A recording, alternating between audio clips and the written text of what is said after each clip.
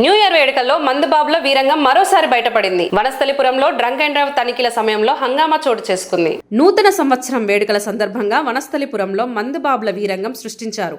Traffic పోలీసులు drunk and drive తనిఖీలు నిర్వహిస్తున్న సమయంలో మద్యం మత్తులో ఉన్న ఓ వ్యక్తి పోలీసులతో వాగ్వాదానికి దిగాడు. మమ్మల్ని సేఫ్గా ఇంటికి పంపండి, మీకు బాధ్యత ఉంది, కారులో దిగబెట్టండి అంటూ పోలీసులపై ఒత్తిడి తెచ్చాడు.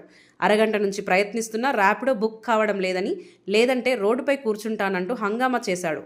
ఇదే సమయంలో మరో వ్యక్తి పోలీసులు తనపై చేయి చేసుకుంటున్నారంటూ రోడ్డుపై పడుకుని ఆందోళన వ్యక్తం చేయడంతో అక్కడ కొద్దిసేపు ఉద్రిక్తత నెలకొంది.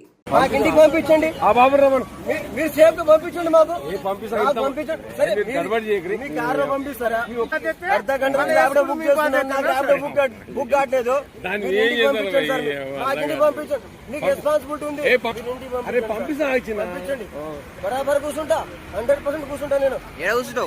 నేను తాగినా కదా, వీళ్ళు డ్రింక్ అండ్ డ్రైవ్ చేస్తున్నారు.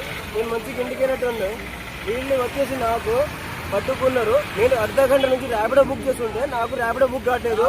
నాకు పోలీసు వాళ్ళు ఇంటికా డ్రాప్ చేయాలి, నాకు ఇంటికా డ్రాప్ చేయాలి. ఇంటికి పోలీసు వాళ్ళు